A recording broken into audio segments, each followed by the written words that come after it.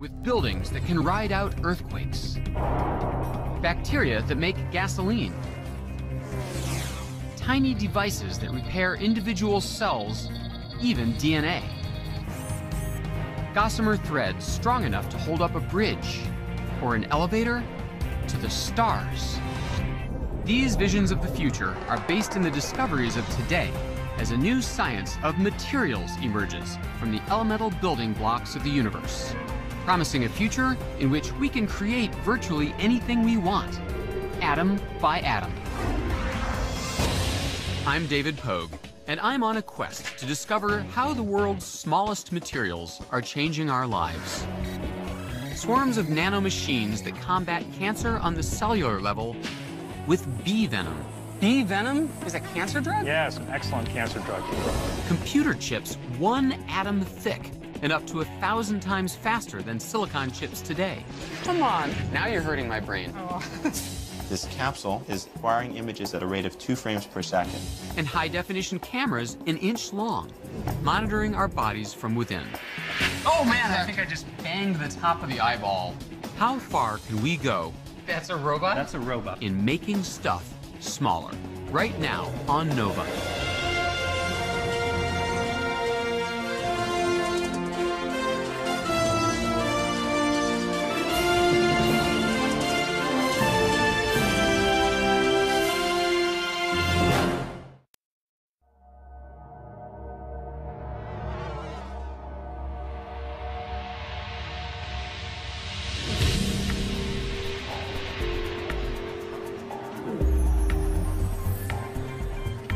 As tech columnist for the New York Times, I'm always on the hunt for the next killer gadget. Wow, so I can play my records straight into the iPhone? That's right. That's very cool. Each year, my beat brings me to the Consumer Electronics Show in Las Vegas to investigate the latest trends in new tech. It's a watch that is also a cellular phone, an MP3 player, a camera, a video camera. Somehow, the electronics world has found that the key to making stuff better is making it smaller. So that's the new flagship LED. Wow. Take the TV. 10 years ago, the first flat screens cost as much as $12,000. They had thick glass panels and weighed a whopping 85 pounds. But now? This TV is 0.3 inches deep. Are you kidding?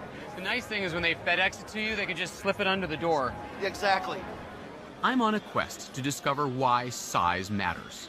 Why getting smaller leads to such gigantic benefits. Performance on it is phenomenal in low light. You have f2.8 lens, 24mm wide. It's just a great piece. It's crazy. If everything we own had improved over the last 25 years as much as electronics have, the average family car would travel 4 times faster than the space shuttle. Houses would cost $200.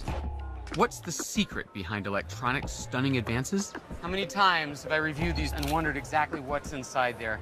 Do you mind if I have a look? No, not at all. I'd like to have a look inside. Yeah, please do.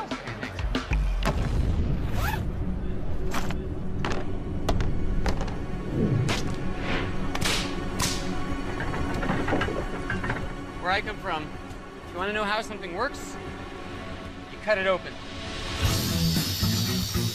Sony versus Saw. Here we go. You guys are standing far enough back because I would not want anyone to get hurt. What do you think we'll find? Elves? Butterflies? And now, let's see what really is on the inside of a digital camera. Not much, really. And no moving parts at all. This digital camera This is the brains. runs on a 1/2-inch wide microchip. So it seems like if this is really the heart of the camera, a lot of it just exists so that I can handle it with my big human hands. Correct, because that's not exactly the most comfortable form factor you want to be using right there. I know. Honey, smile. Come on, let me see you smile. Come on. Yeah. This tiny wafer contains a highly sophisticated machine. What's it made of? A computer chip is like a densely packed city. A solid slab of silicon sprinkled with other elements like boron and arsenic, topped by layers of metals and ceramics. They're laid out like tiny, functional neighborhoods. Over here is memory. 50 years ago, you'd have needed a whole building full of vacuum tubes to store just a fraction of what fits in here. Over here is where data comes in and out of the chip. 50 years ago, the fastest computer on Earth could process maybe a few hundred punch cards a minute. Today, data goes in and out billions of times faster. And here is the processor. 50 years ago, a computer could add a few thousand numbers in a second. In that same amount of time, this tiny chip can perform billions of calculations. Scientists have discovered that the secret to cheap computing power is size. When we find the right materials and make them small, they change the world. The race to miniaturize began 500 years ago with an invention that in its day was the first personal computer. I'm talking about the watch. How did they go from big wall-mounted grandfather clocks to something you can wear on your wrist? The miniaturization, more functions in a smaller space. Pierre Gigax is a watchmaker in Switzerland. Some of his watches have more than 400 components. And how small are some of the parts? There are parts which are 0.006 millimeter.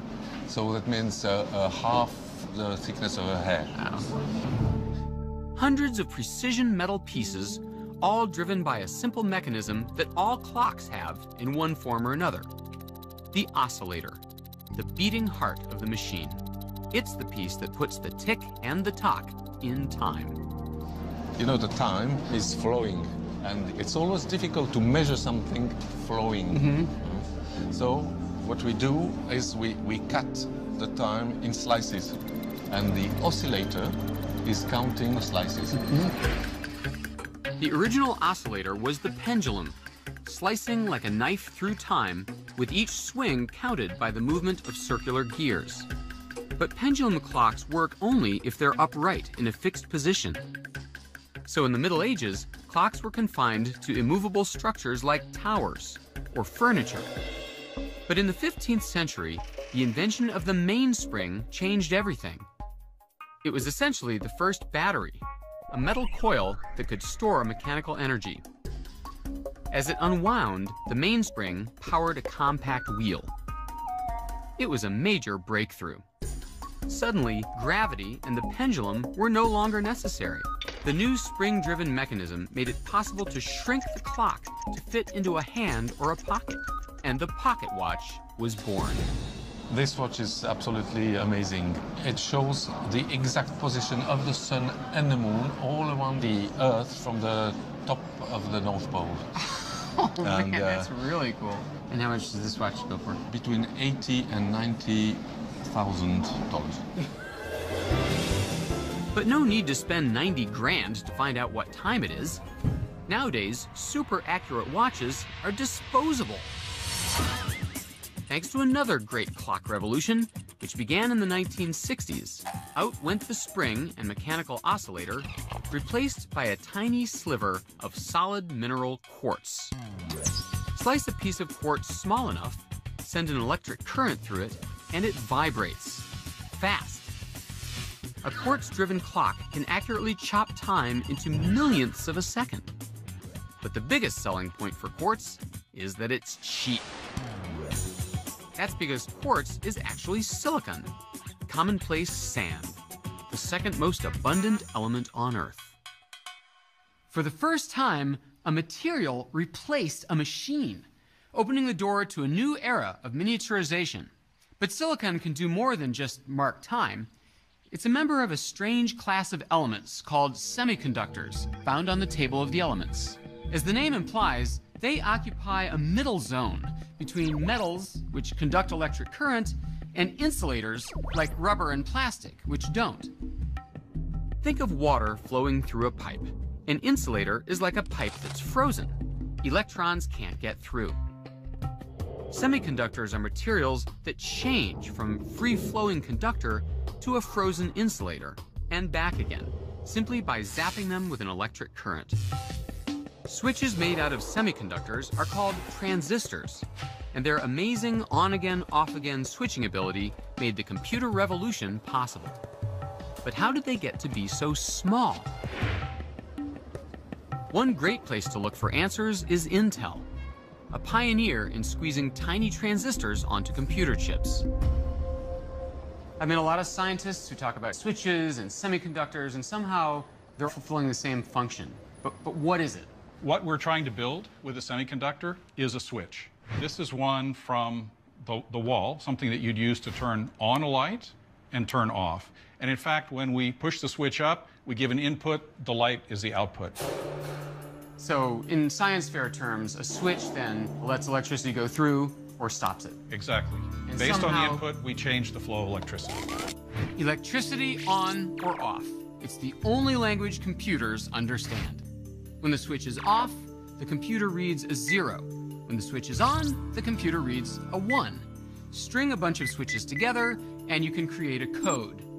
With just 8 switches, you can represent any symbol on a keyboard. For a page, you need about 25,000 switches. 1.4 million will get you a second of music. Photos need tens of millions. And videos, we're talking about tens of billions to more power. The story of the computer revolution is the story of the shrinking switch. Early computers used mechanical relays and vacuum tubes as switches. Building a machine with just a few thousand took up rooms of space. But the silicon transistor changed all that. Because it's a material, not a machine, it's easy to shrink. Well, the exciting part about silicon transistors is we're actually using the atomic properties of the silicon. So rather than actually having to craft something, to build the switch, to build the pieces, to build the spring, I actually, by doing some smart engineering, can get the electrons to flow by using the properties of the atom. And we brought some material to illustrate that. What we have here... Happen to have a hunk of cheese lying around the lab? A hunk of cheese. So think of this as the silicon material. I can actually take a slice of that silicon, and I can use the atomic properties of this slice to build those transistors. Ladies and gentlemen, the Pentium Cesium 5. I understand it works really well with the computer mouse. You can use that. All right, so you're saying that one beauty of silicon is that you can cut it in half, and it's still silicon. And you could slice it again, smaller and smaller and smaller, but it still does just as good a job of passing along the ones and zeros. Absolutely. And I can use those material properties until I get down to the size of only a few atoms of silicon. Wow. Which is not something you could do to make mechanical switches smaller, right? Like if I wanted to make this smaller, you know, I can't just go like this, you know, and have a smaller one. Clearly, this is not going to be a smaller, good switch. Right. But this is silicon. It is a purified element that one mines. All right, so what does it look like in the computer then? Well, by the time it gets to the computer, it actually is one of these devices. So this shiny surface is a piece of refined silicon. It has transistors built into it. We've actually flipped it over so the transistors are on the other side, and what you see is the back of that piece of silicon. And this is how many of those little on-off switches? This is almost 1 billion transistors. Wow. 1 billion switches on a 1-inch chip. What's even more astonishing is that one of the founders of Intel saw this coming. In the 60s, Gordon Moore predicted that the size of transistors would shrink by half every 2 years, each time doubling the number that could be squeezed onto a single chip. This idea is known as Moore's Law, and it has proved to be incredibly accurate. But now, 50 years later, Moore's Law may finally be running out of steam. The transistors that power our stuff are about as small as they can get, unless scientists can come up with a new way of packing them ever more tightly together. To see one of those possible solutions, I've crossed the country to visit the IBM Research and Development Kitchen. So this is Moore's Law of Italian cooking. That's right. What we're going to do is explain why it's so important to get the transistors smaller and smaller. Francis has a pretty appetizing way of visualizing this law and its limitations. Like pepperoni slices, the transistors on a silicon chip are flat. Okay, so here's our Silicon wafer. silicon wafer. Now, these are the old-fashioned transistors. They're much larger, and you can see that you can't put that many onto each wafer. So this would be a 1960 iPod. I think so, yes. This would be a 60s type of thing. So let's take off these old transistors and replace them with some new transistors. Oh, these are much smaller. Yes, these new transistors are much smaller. Technology has marched on. That's right. It's Moore's law in action. So in other words, all we have to do is make the transistors smaller every year forever, and our gadgets will always be more powerful and more compact. That would be wonderful, but we can't make our pepperoni slices much smaller than this. And these transistors are now packed together about as close as we can get them. The pizza party can't go on forever. There's a limit to how small you can shrink the transistors. If you reduce the surface area of a transistor too much and place it too close to its neighbor, electricity starts to leak, causing a short circuit. Not good. We've run out of area, so there's only one way to go, and that's upwards. Slim Jims? That's right. This is a vertical transistor. Instead of having flatter, smaller transistors, we go in the other direction. Excuse me? Vertical transistors? Vertical transistors. With little toothpicks on the bottom. That's just for demonstration purposes. By building vertical transistors, called nanowires, Francis can increase surface area without bringing the transistors closer together. So, no short circuit. Ingenious. So this is what you're doing at IBM. You're That's making right. these? They're called nanowires. And the real thing is about 1 million times smaller than this. 1 million times smaller? That's right. Well, that'd be hard to see. They're hard to see, but this is not a nanowire. This is a silicon sliver Francis uses as a surface to grow them. And we get tens of millions of wires on each of these specimens. Come on. Now you're hurting my brain. Oh. She carefully loads the wafer into a molybdenum clip and slides it into a custom-built oven where she'll bake it at 1100 degrees Fahrenheit. You know, I was just thinking, Francis, I don't think you have enough aluminum foil on this oven. Yes. It's the question everyone asks. It holds the heat better. Aluminum foil? Isn't that a little what low tech for something That's right, whatever works. Oh my gosh, so those little spires... Those are the nanowires. So you bake those up? We just grew these, yes. We can see them because this oven doubles as an electron microscope. All right, so these are them, huh? This is 30,000 times magnified. 30,000 times? That's right. So here's the column of silicon, that's the nanowire, and here's the gold droplet on the end that actually makes it grow. It's weird, it looks like matchsticks or weird mushrooms or... They do mushrooms, that's right. They look to me like mushrooms. That's amazing. Yeah. So we're trying different catalysts, different recipes, but this here is the future of transistors. While scientists like Francis try to find ways to push silicon to its limit, others are pinning their hopes on a new material that lets electrons flow 1,000 times faster than they can in silicon. It's ultra thin and super strong, and it's called graphene. And when graphene happened, I just couldn't stop myself from going into it. It was so beautiful, I just couldn't stop, and I just immediately jumped onto it. This is Dr. Pablo Jarillo Herrero, a professor at MIT and graphene guru. Here I have graphene. Graphene is the thinnest material that exists. This is just 1 atom thick, okay, sheet of graphene, and you can see that it's perfectly visible. So it's part of the magic of graphene that you can just see it, even with your eye. You heard that right. This gray square of graphene is just a single atom thick. Although graphene was discovered only recently, it's been hiding in plain sight for ages, in a material you probably have on your desk, graphite, also known as pencil lead.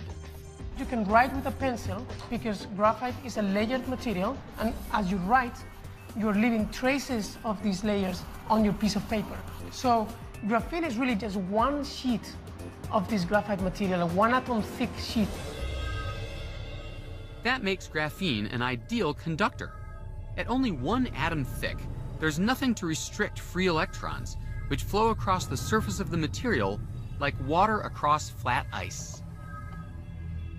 Graphene is a very special conductor, it's the best conductor, and we're now studying those properties and learning how fantastic this material is.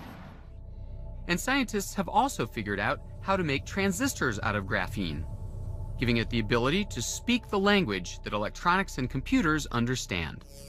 So I'm excited. It's beautiful. I mean, here you have a material that will enable high-speed, ultra-high-speed electronics working at very low power.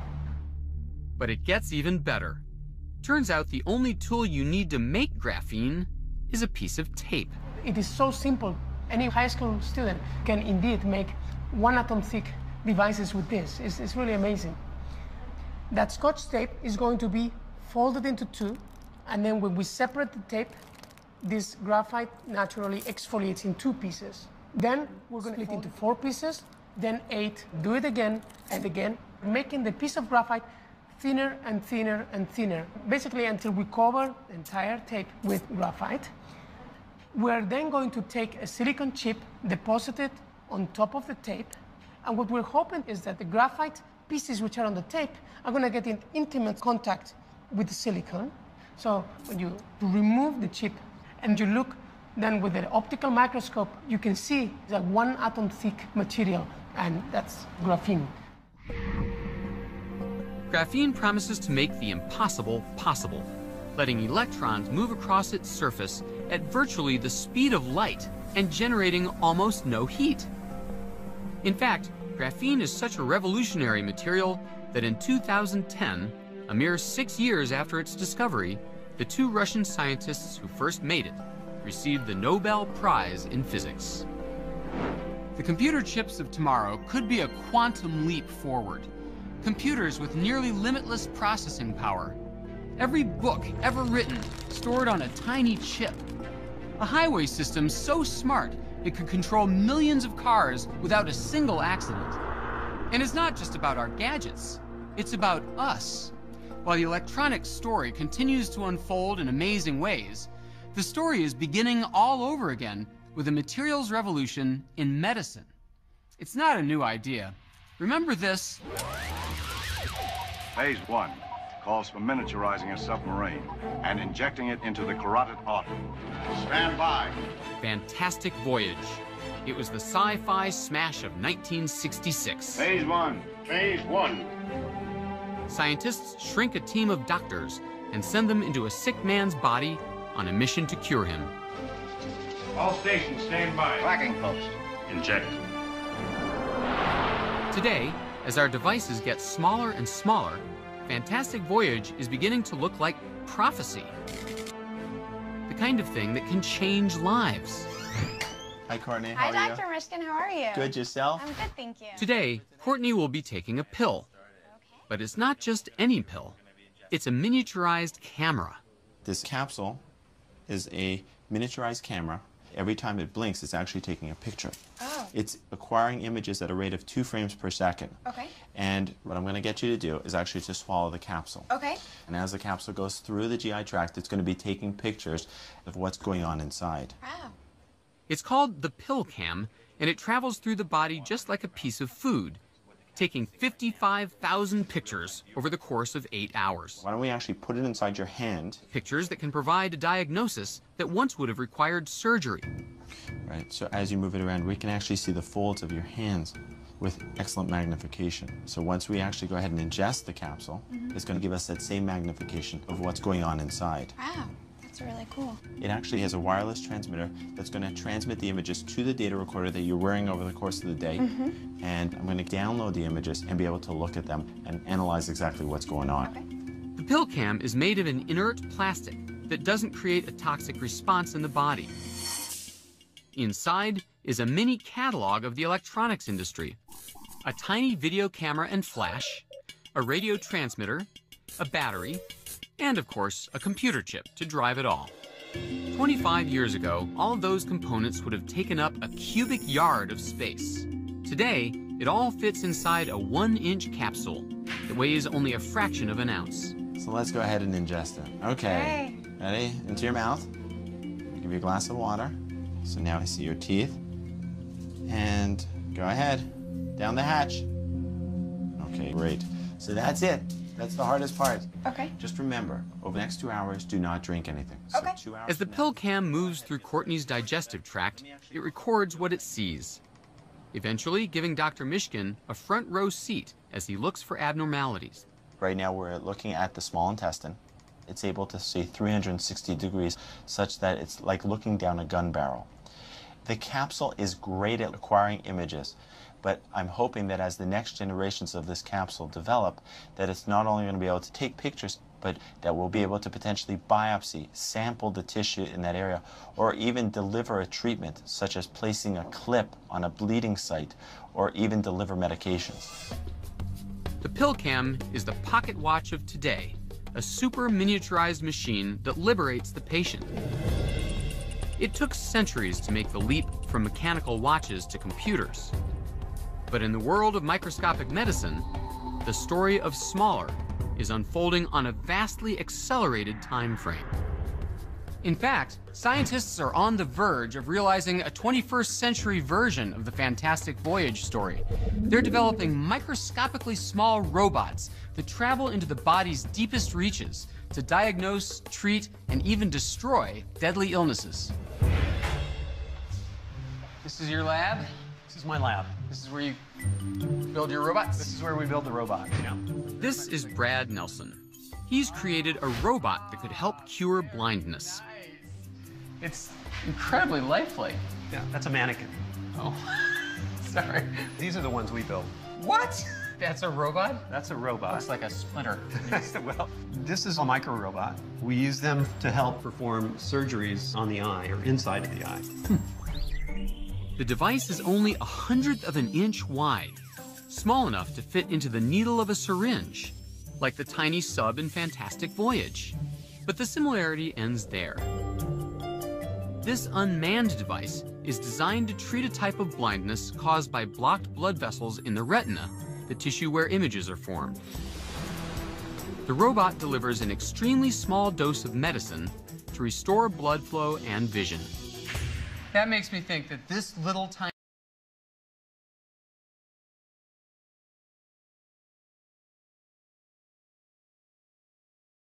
thing has batteries and little propellers and some kind of knowledge to know where to go in the eye. I have a hard time believing that. That's right. So the way we energize this is we use externally generated electromagnetic fields. So basically, it's a magnet.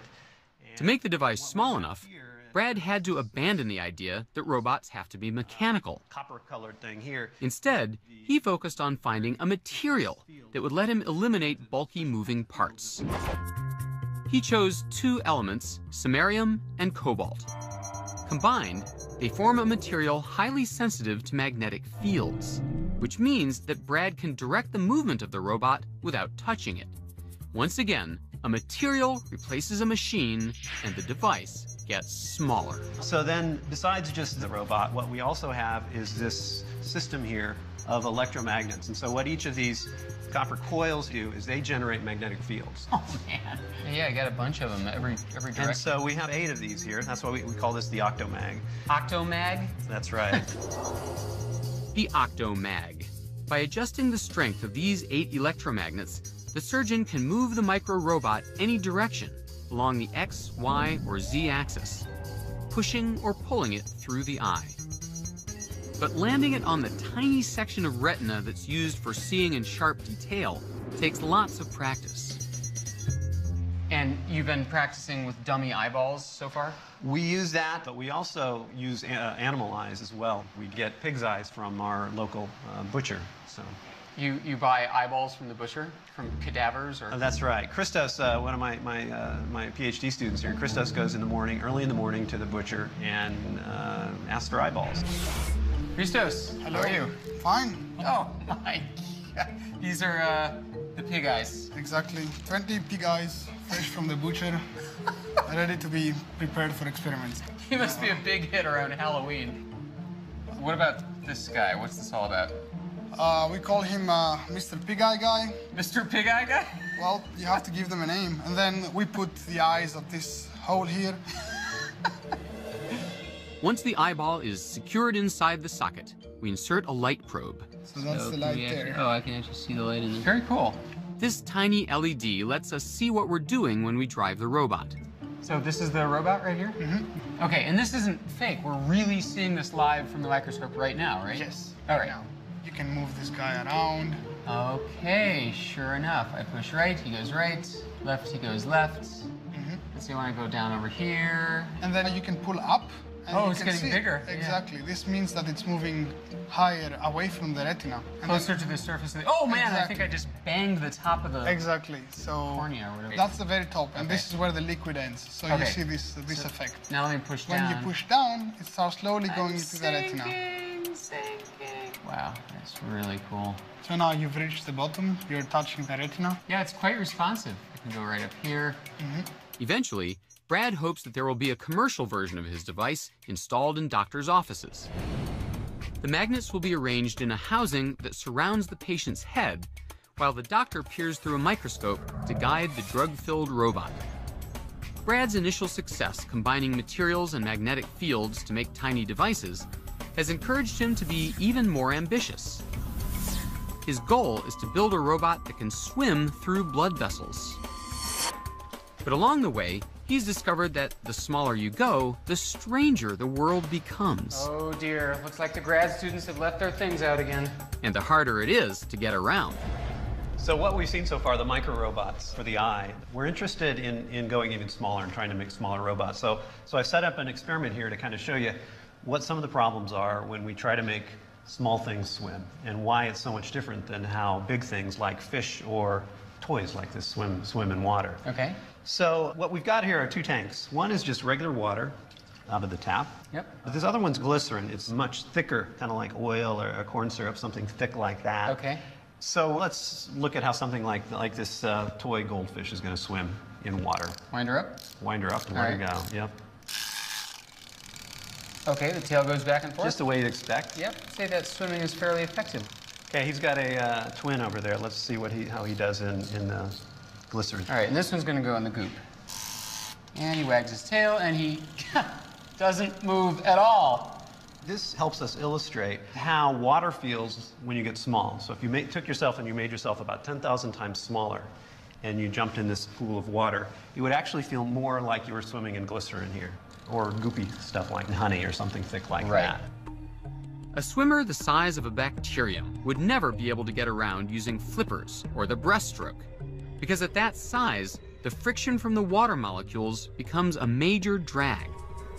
For a long time, scientists couldn't figure out how bacteria were able to swim. But eventually, they discovered the secret.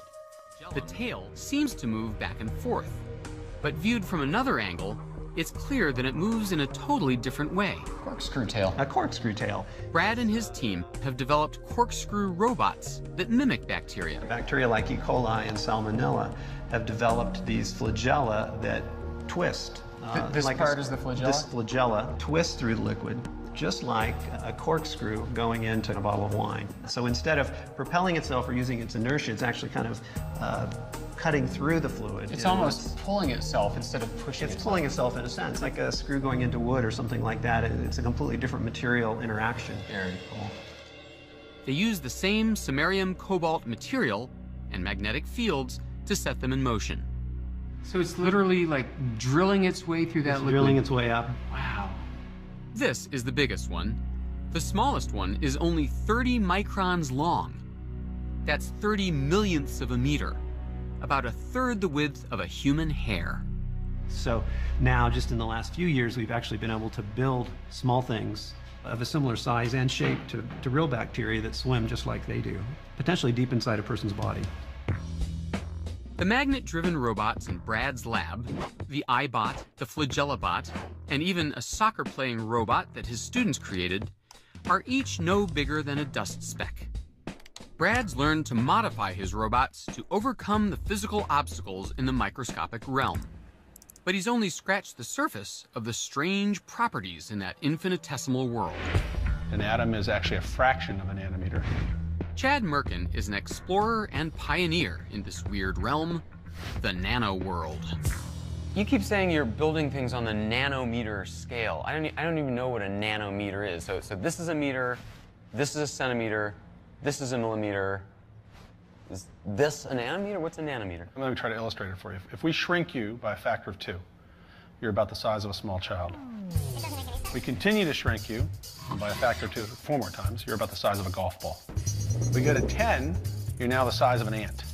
We keep going another 7 times, and now you're about the diameter of a human hair. That's roughly what we can see with the naked eye. Even after so much shrinking, I'm not even close to the nanoscale.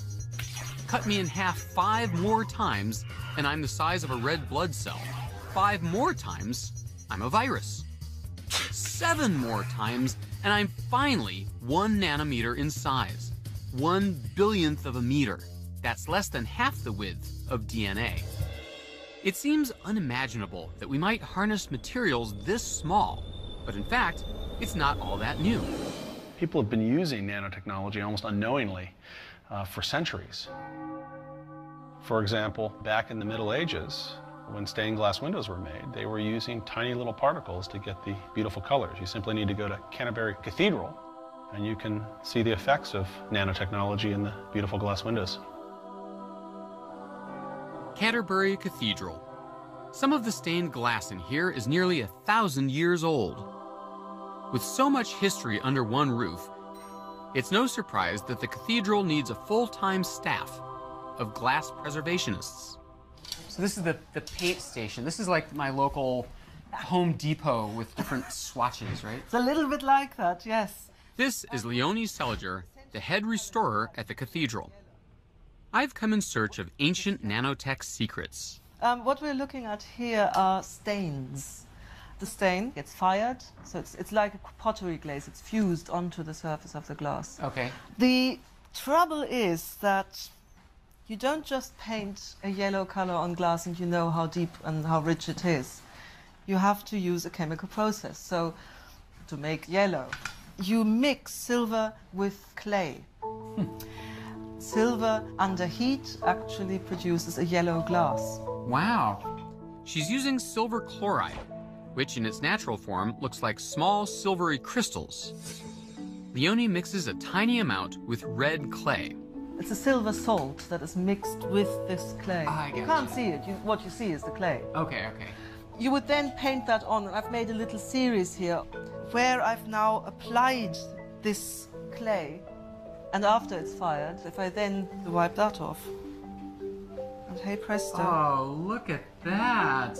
From silver clay comes a golden color. There's some kind of voodoo chemistry going on there for sure. That's the mystery. Somehow, this is nanotechnology at work. In the heating process, the silver crystals break down into tiny nanoparticles and turn yellow. But it only works on this glass. And that's not all. Leonie assures me that there are several other metals used in stained glass where nanotech creates surprising color results. Copper would give you... brown. Or red. Red? Or green. That's just bizarre. Gold gives you beautiful, rich pink glass, even rich ruby glass. And why is that? Why is something that we think of as gold, why does it come out red? Ask a chemist. It's magic. It is a bit. I mean, in the Middle Ages, of course, it was always a closely guarded secret on what makes what color, at which temperature.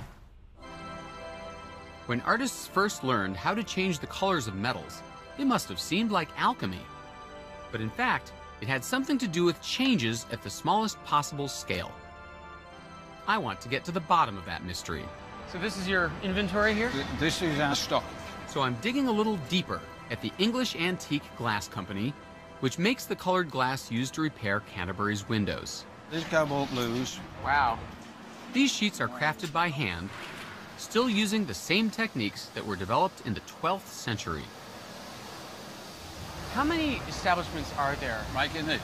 Yeah. We're the only makers of flat glass, traditional methods in the UK and Ireland. Wow. This is Mike Tuffy, the head of production here.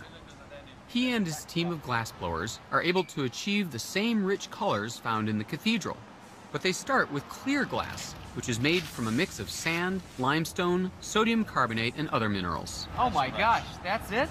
That's it. That's the next great cathedral window right there? That's the next great cathedral window right there. It looks like kitty litter. It doesn't even look like glass. We just put that in the furnace. This is a rod that we use for the different colours.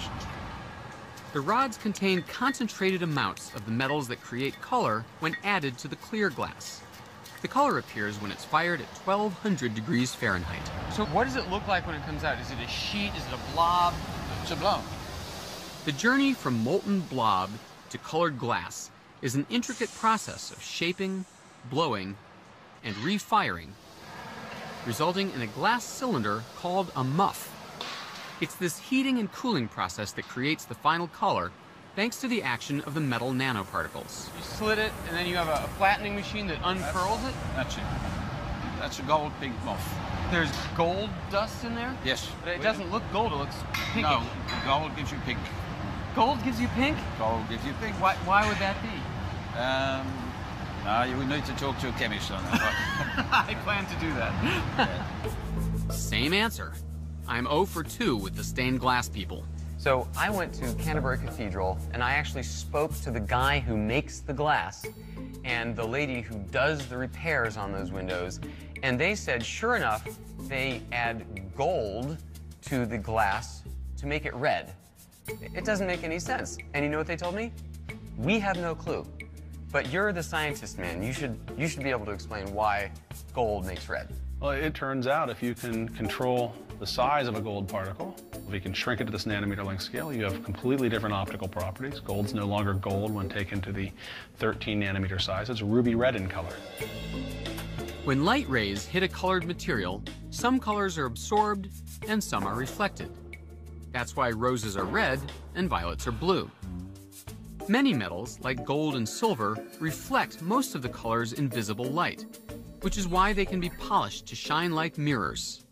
But when a particle of gold is made very small, below 100 nanometers, 100 billionths of a meter, the particle begins to absorb shorter wavelengths of light toward the blue end of the spectrum. The smaller the particle, the more blue is absorbed and the redder it appears. But it gets even stranger, because not only size matters, shape does too. Each of these vials contains water with silver nanoparticles dissolved in it. The only difference between them is the shape of the particles. In this test, silver rods give you yellow, silver triangles green, silver prisms give you blue. If metals behaved like this in our big world, then just changing the size or shape of your car would alter its color. Chad sees tremendous potential in this weird nano phenomenon. With almost an infinite number of possibilities, you no longer have to take what nature gives you. You can adjust color simply by becoming a nano-architect. Scientists call this strange property of small materials structural color. The living world figured this out millions of years ago. Structural color on the nano scale creates the iridescent pigments in butterfly wings, beetle shells, and peacock feathers.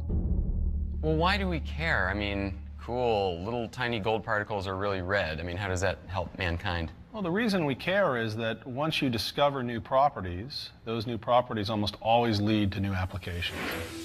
There are already a number of medical applications. Chad Merkin has developed a technology that harnesses the unique properties of gold and silver nanoparticles to test for genetic variations in patients. Sequencing DNA is expensive and time-consuming, but Chad's revolutionary test takes less than 2 hours. I offered to bleed for science to see how it works. And your name is? David. Okay, so we're doing a low blood draw today. You can relax. Is this the extraction bench? Yes, this is. First, a technician extracts pure DNA from my blood sample. This is my DNA. This is your DNA. He then loads it into a small disposable cartridge and inserts it into the machine for testing. This test can actually read the letters of my DNA, and using gold nanoparticles, it flags variations that might make me unusually sensitive to particular drugs, or even mutations that signal heightened risk for disease. Less than 2 hours after drawing my blood, the results are in. It turns out that the test has some interesting news for me about my sensitivity to a blood-thinning drug called warfarin, or Coumadin. It's commonly prescribed to stroke and cardiac patients. It's a potentially life-saving drug, but if the dosage is wrong, it can cause fatal bleeding. So what's my warfarin dosage? What they call a double hit, I'm sorry to say. A double hit? You're a double hit. So you have two genes that are mutated, and therefore you're very sensitive to warfarin. And your calculated dose is 2.7 milligrams. See, I knew it. My mother always said it would be like 2.6 or 2.5, but I always said, no, Mom, mine's 2.7. You should always listen to your mom there, David. The nanosphere test gave me some crucial information. This is the mutation. Quickly enough to save my life if I'd been ill. It's a diagnostic tool. The next goal is to fight illness in the body at the same tiny scale. Okay, so when we inject this, it'll go in the bloodstream and find the cancer, like a rocket guidance system. Sam Wickline has invented a nano device that's smaller than a virus. Engineered atom by atom, his hunter-killer robots are designed to travel by the billions in the bloodstream. They're pre-programmed by a doctor to seek out specific types of cancer cells and then destroy them, with none of the side effects associated with current drug therapy. Fantastic voyage dream. And it's borrowing a page from these little guys. Wow. See here? Now. Whoa. This is full of honey. See, there's probably 35 pounds of honey in that. Oh my gosh. Yeah, in fact, I'll take it out and show you. He's brought me to meet beekeeper Ted Jansen to get a close-up look at the inspiration behind the science. Now, see, here's one that's already stung me. See? What? But aren't you going to say ow or something? No, that, see Oh there. my gosh. See, that's the little venom sac that they leave. It's not the stinger that hurts you, it's the venom going in you. A bee sting may seem like a minor irritation, but actually the venom is extremely toxic to cells. Immediately when you get it out there, the pain stops. So why would it have been bad for you to just pluck it out? Because you squeeze the sac and squeeze all the venom in. Oh, I see, I see. Okay. So, Sam, you're not here to see how they make honey. No, we like the bees because they make a toxin. The toxin is melatonin, and we use it to specifically treat cancers. Bee venom is a cancer drug? Yes, bee venom is an excellent cancer drug. It's been known for quite some time, but the problem is how to deliver it. Melatonin is not being used yet to fight cancer because it will destroy any cell it bumps into, including healthy ones. But realizing its potential, Sam set out to engineer a nanoscale robot to carry the toxin safely through the body and release it only when it finds its target. Not surprisingly, he calls his invention nanobees. Each nanobee has 3 parts. So what we've got here is a model of... Sam explains with a simple demonstration of how they fit together. This basically is a sphere of carbon and fluorine atoms that forms the carrier for that melatonin. The center of the nanobee is a nanoparticle constructed out of several thousand carbon and fluorine atoms arranged in a spherical cluster less than 300 nanometers in diameter. And then we have a coating on that, which is a fatty kind of a coating. And this fatty coating allows us to insert the melatonin toxin into this particle here. They would be all over this thing. Exactly. This outer layer holds the deadly bee poison in place.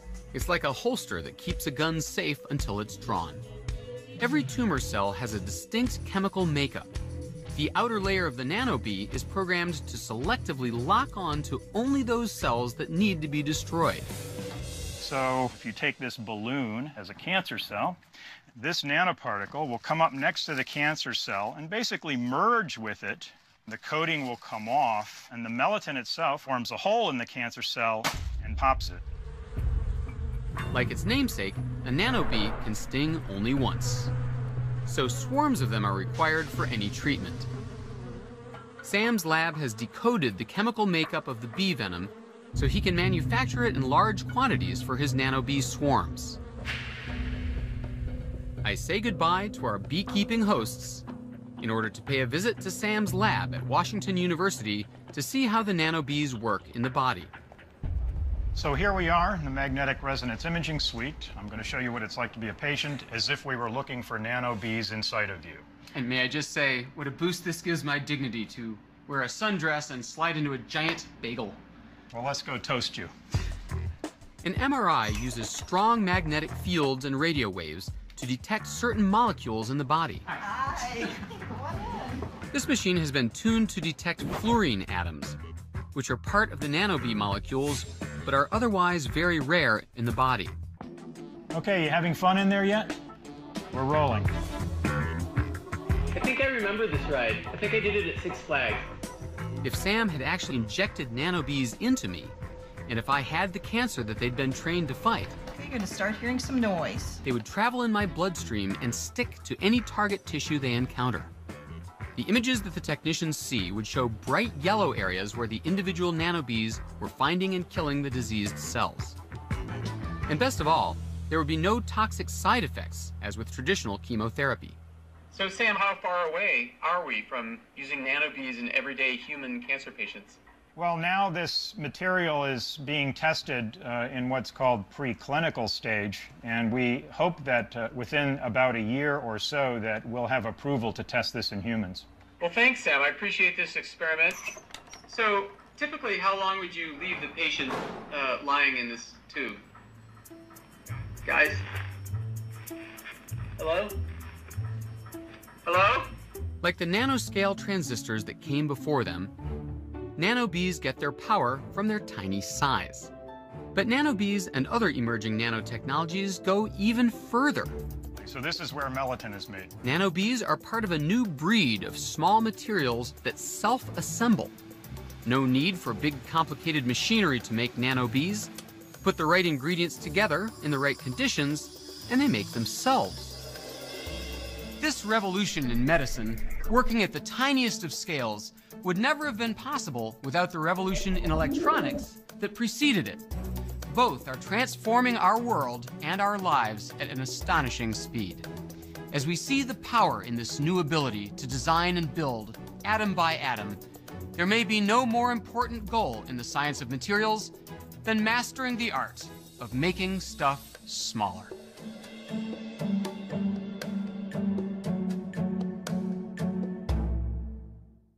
Can we make stuff cleaner and greener? Biodegradable plastics. We've gone from this to this. A new approach to fuel cell cars.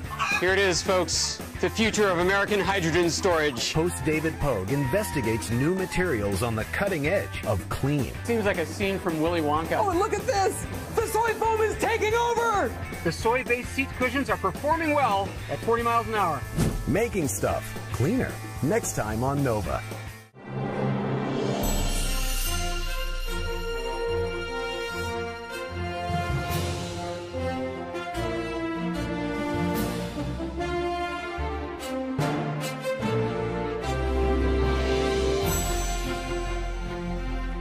This Nova program is available on DVD and Blu-ray at shoppbs.org or call 1-800-PLAY-PBS.